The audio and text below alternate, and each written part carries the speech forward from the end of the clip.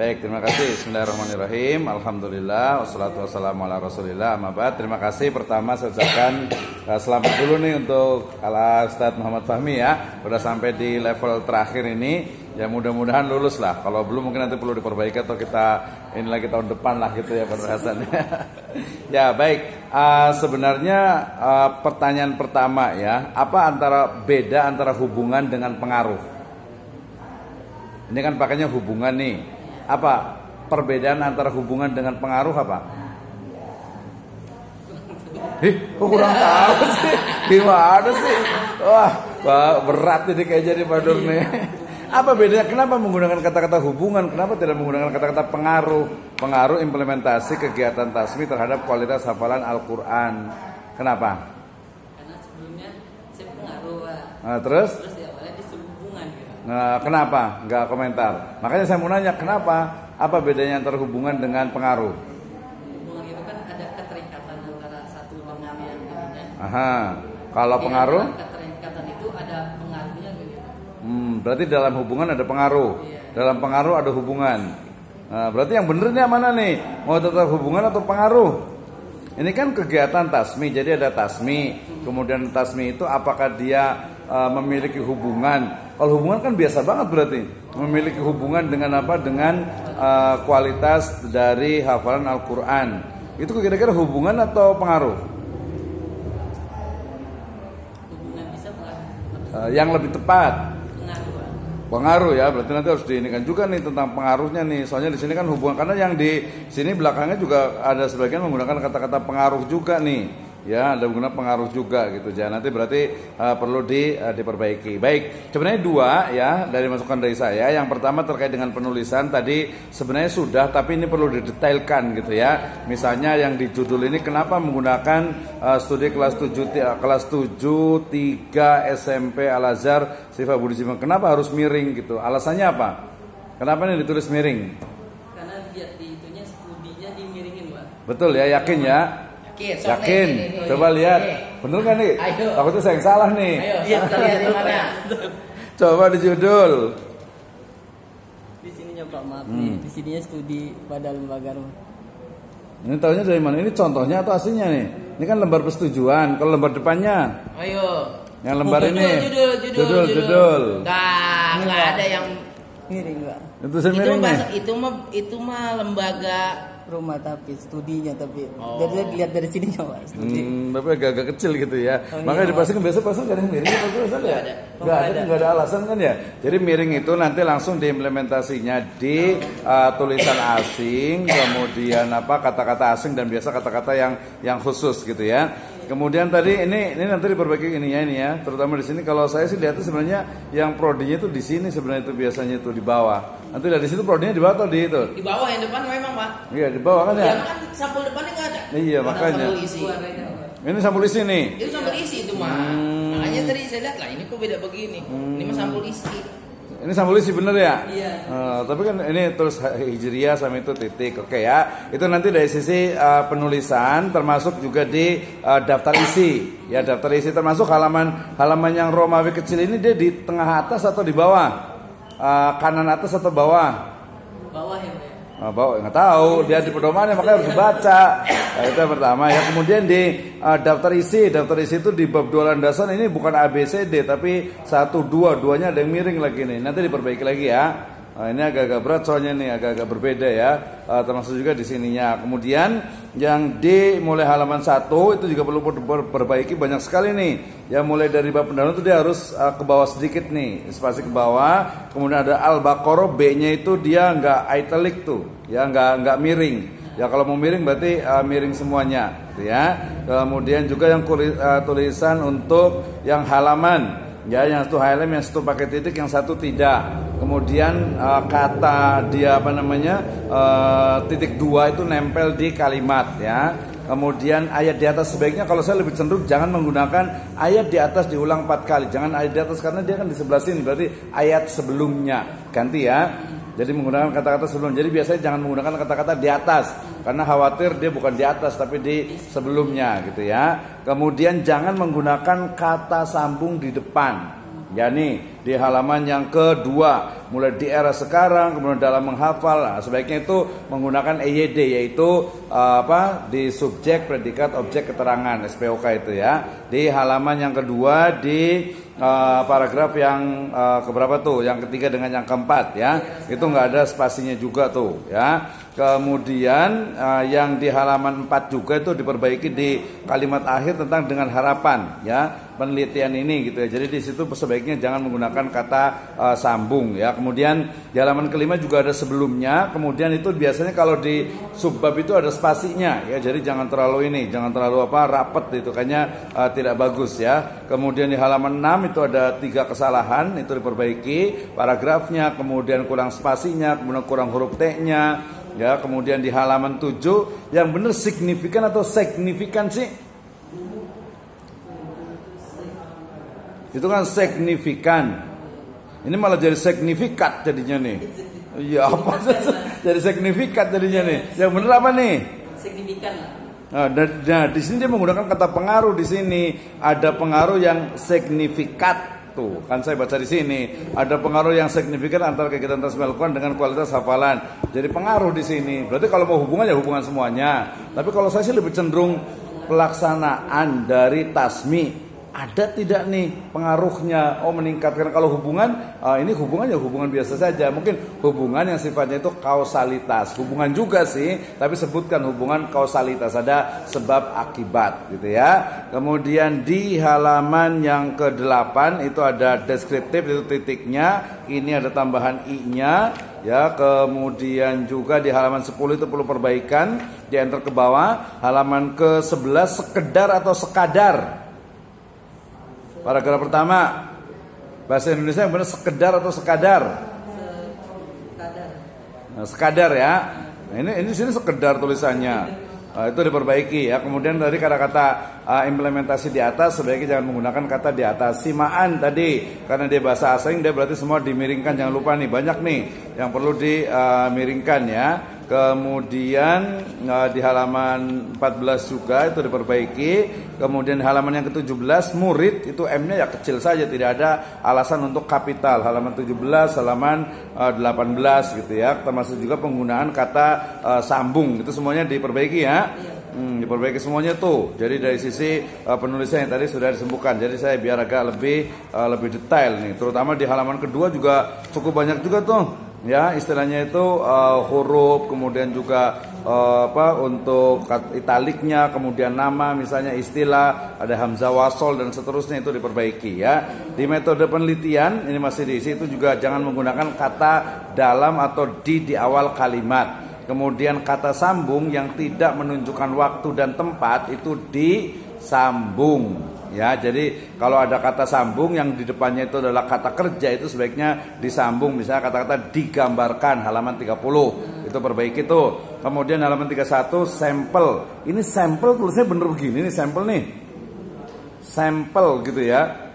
Ya gitu, sampling. Kalau sampling itu kan proses, berarti dia miring. Kalau sampel kayaknya bukan tulisan sampel begini deh. Ya, populasi sampel, masa SEMPEL. Jadi sampel. Bener sih, ini saya baik dan benar. Sampel lah itu diperbaiki ya. Kemudian samplingnya berarti miring. Halaman 32 itu diambil, itu dipisah ya. Dipisah, disambung. Ya, kemudian tadi Pak Ustadz Nur Hasan juga menyebutkan di halaman 34 itu dia ada body note ya. Body note tuh, terus bahasa Inggrisnya juga diperbaiki, analysis of variance-nya diperbaiki. Kemudian halaman yang ke berapa nih? 37 ini diperbaiki dikit ya, walaupun ditempel ini diperbaiki yang halaman 37-nya ya.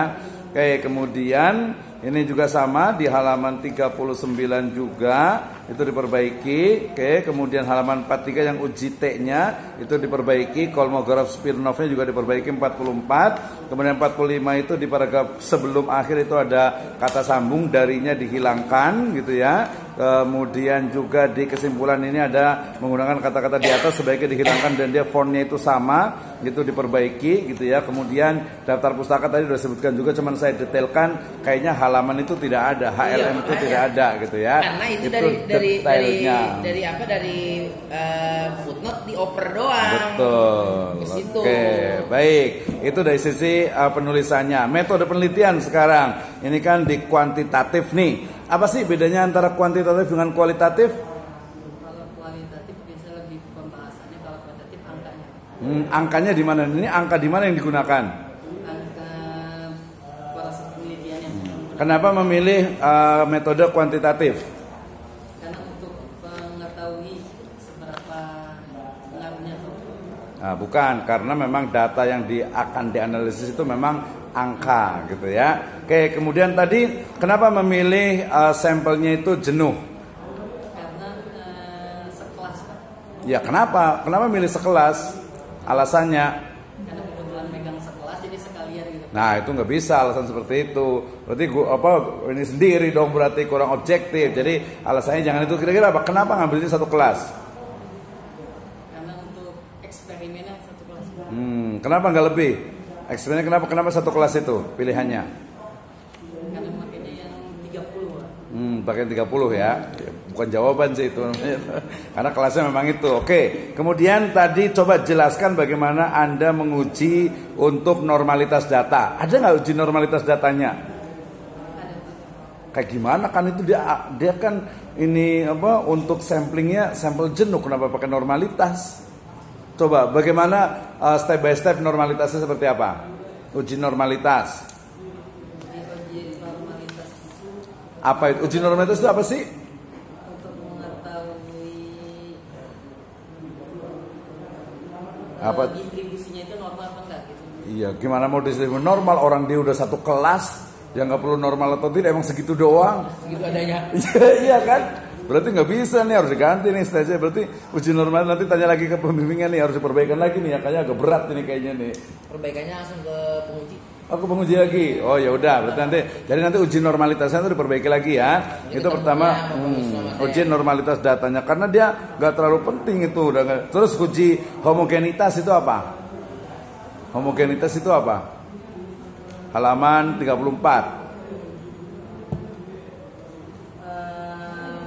Sampel kelas tersebut homogeni atau menggunakan sama gitu homogen.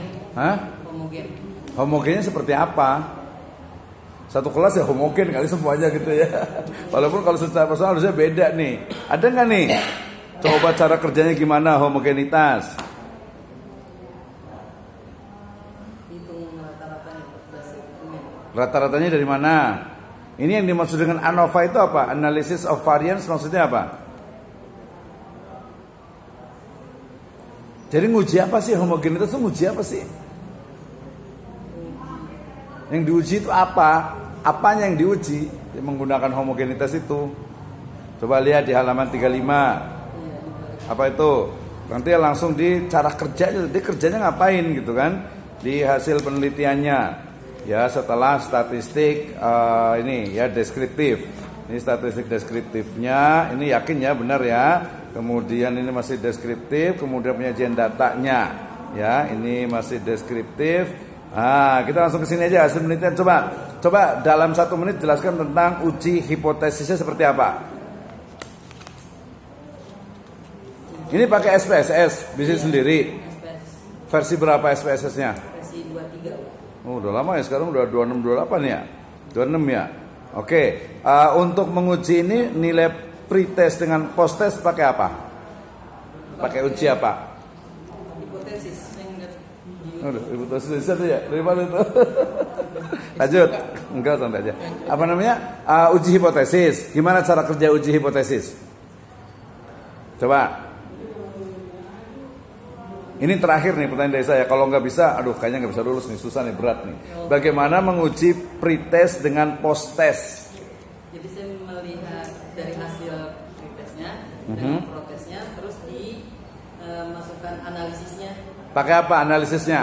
Pakai komponen paired sample test. Nah, gimana cara kerjanya? Terus variabel support pretestnya pada kotak variabel, terus masukkan protesnya pada variabel kedua, lalu saya klik gitu. Dikliknya yang bagian mananya? Oke. Oh, udah oke aja ya. Oke langsung jadi ya. Kalau cara kerjanya kira-kira gimana? Coba baca halaman 45. Bukan dibaca, baca ininya. Ininya tuh apa namanya tabelnya tuh itu akhirnya gimana itu yang Monte Carlo signifikan Teori Monte Carlo signifikan itu kayak gimana sih? Ada yang tahu? Iya. Itu kan di halaman 345. Ini nguji sendiri apa bikin sendiri atau suruh orang? Bikin sendiri, Pak. Enggak, maksudnya ininya untuk uji SPSS-nya. Iya, saya lihat di YouTube cara-caranya gimana gitu. Caranya gimana untuk menguji untuk tadi untuk apa pretest dengan post-testnya? Jadi dibagi 2 kolom gitu, pretest sama protest terus dianalisisnya. Terus analisisnya pakai di halaman berapa bisa dijelaskan? Di 30 tadi. Ini pasal 45-an, 4445. Caranya Pak di 35. 35 itu 35 teorinya ya. Kalau yang prakteknya,